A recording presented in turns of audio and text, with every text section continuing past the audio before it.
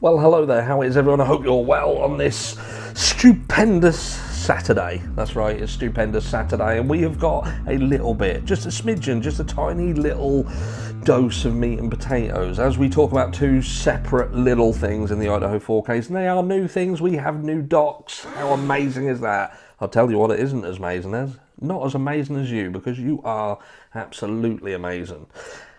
But yes, we have some new docs, and it is just basically refusal to pause proceedings in the Idaho 4 case. No, like we couldn't see that coming a mile off.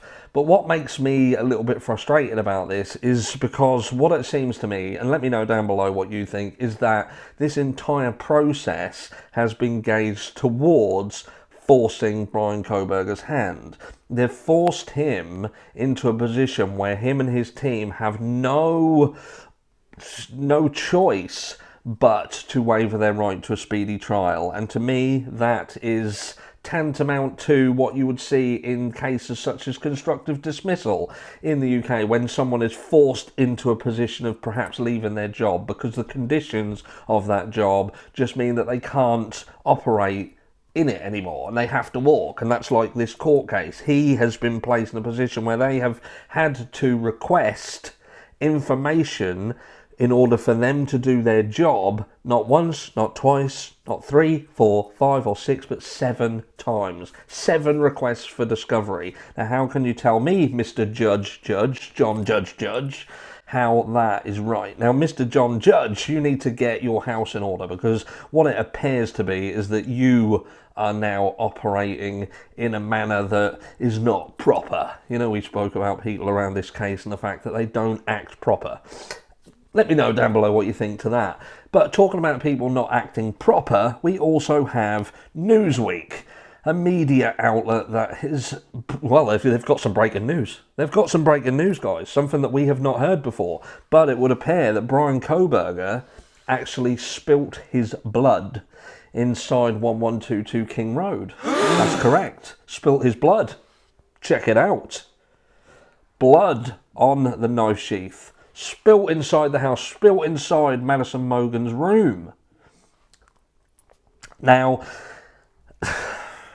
I don't really know what to say about that, because basically you could argue, couldn't you? You could argue that if Bryan Kohberger did indeed spill his blood inside Madison Mogen's room, then this is indeed a done deal. That is it. That is history.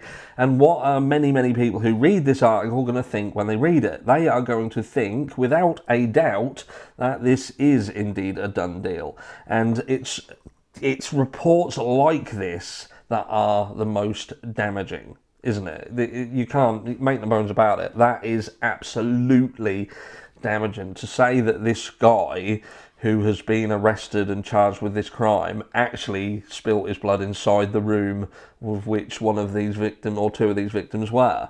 There isn't no walking away from that, and that is a bold, bold statement to make. And I just wonder where they got that information from. Where did they get the information from that he actually spilt his blood inside that room? Can you let me know down below? Maybe it is a source close to the case. But then you would sort of have to wonder why, I don't know, Ashley Banfield perhaps isn't coming out with it, because she is normally the one who has the closeness with people close to people inside the case. But it seems like she missed the bus on that one. So yes, let me know down below. More absolute and utter bullshit coming from media in an attempt to completely character assassinate someone who hasn't yet gone to trial, or have they got insider knowledge? And in fact, the fact that Bryan Kohberger has indeed now seemingly spilt his blood inside 1122 King Road, has that changed your entire opinion about this case? And are we just simply now waiting for the conclusion that is due, and that is that he did it, he can be lined up against the wall and shot in Idaho, which seems to be what every single person around this case and around media wants to happen, regardless of anything, and they will do and say anything in their power to do to make sure that that happens. Did I say you're amazing? Well, you are. And I hope you have an amazing weekend. And I shall catch you all in the next one.